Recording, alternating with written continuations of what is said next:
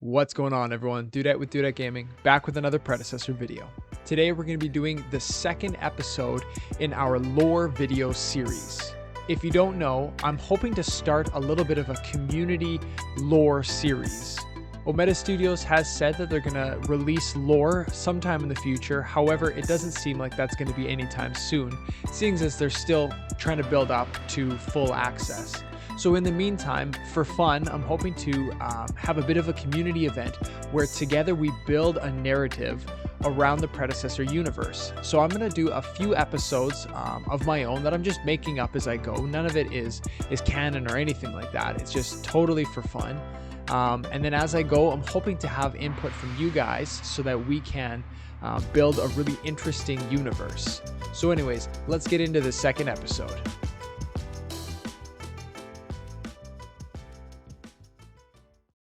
Near the center of our galaxy lies the Galactic Hub. The Galactic Hub is the central planet of the galactic core of planets. However, this planet is unlike any other within our galaxy, for this planet is entirely artificial. All of the greatest technology from the greatest minds brought together in one place for the same purpose of advancing the galactic core through the stars. On one of the oldest streets within the Galactic Hub lies an engineering firm. And that engineering firm is home to none other than Decker. Decker was a young and bright mind. Brilliance beyond her years, especially when it came to engineering. In fact, it was her family line that gave humanity the technology we needed to travel through the stars at light speed. It was her family line that helped humanity get recognition within the galactic core of planets. And Decker long dreamed of continuing her family's legacy. You see, up to this point, even with all of the greatest technology of the greatest minds of the galactic core, travel through space was incredibly difficult within a reasonable amount of time. Even to get from the galactic core to the closest edge of our galaxy took nearly 60 years to accomplish. Decker's dream was to somehow cut that time in half. Decker had a very close friend, someone who worked alongside of her, putting all of Decker's dreams and her plans into motion, and that was Gadget. Gadget was one of the most incredible mechanics of her time, able to see something and build it as if it was a part of her own mind. Gadget and Decker were very close friends, and they worked tirelessly together on this technology, doing everything they could to help propel the galactic core further and faster. Despite their brilliance brought together, the technology to get us further and faster seemed impossible. Years had gone by, and the two of them had worked together tirelessly, but never being able to achieve what they desired.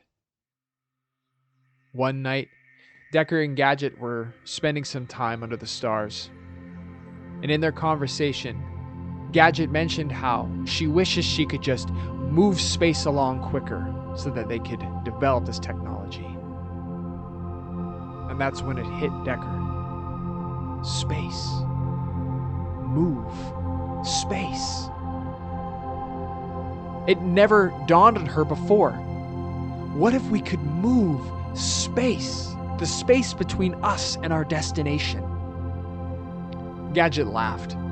Don't you think that's something that would have been thought of by now? But Decker was sure in her heart this was the answer. This was the technology they needed.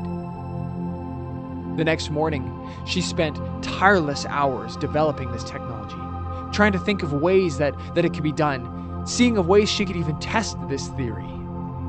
Gadget, realizing that this wasn't just a passing phase and that this was probably something that Decker was going to invest in, decided that she too would help to develop this technology.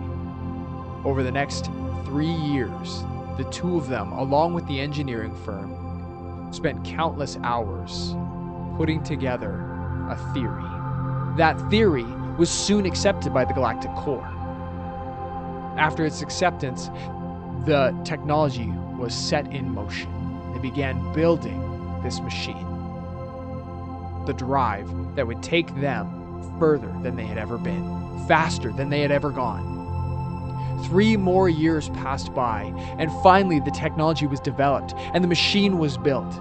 They had built a starcraft just big enough for 3. Decker and Gadget, full of excitement and passion, decided that they would be the ones to pilot the ship. The morning came. Everything was set in motion. The 2 of them had been working all through the night to develop and make sure that everything was in line. They donned their suits, climbed into the ship, facing the stars. They engaged the switches one by one, preparing the ship for takeoff.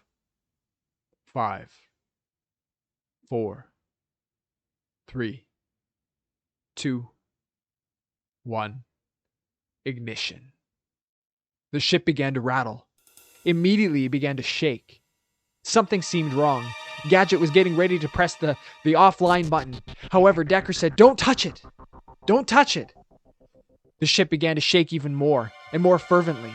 Suddenly, all the lights on the dashboard seemed to almost lift off as if they were coming towards them.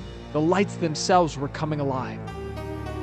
And suddenly, right at the moment the ship was to move, everything stopped.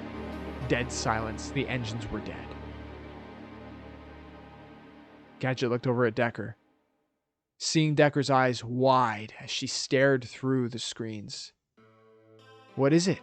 she asked. "Where are we? Did we even move?" She could tell that they weren't next to the galactic hub anymore. But how far had they gone? It had only been a few seconds. That's when Decker said it. "We're on the other side of the galaxy." Not only had the technology worked, but it had gone way further than they had ever predicted. Moving space was truly the answer. Their findings were quickly accepted into the galactic core, and this was now officially made to be the technology that would be implemented in all of the ships that were now developed for deep space. However, Decker's hunger and thirst for travel had only just been sparked. Now, suddenly, something had grown inside of her. Some desire had built. She wanted to see the stars. Late one night, as Decker and Gadget were out celebrating, a dark hooded man came and sat at their table. "Word is someone here can take me to the stars." That man was none other than Gideon. Hey guys, thanks for watching the video. I really hope you enjoyed it. This is the 2nd episode in our lore series.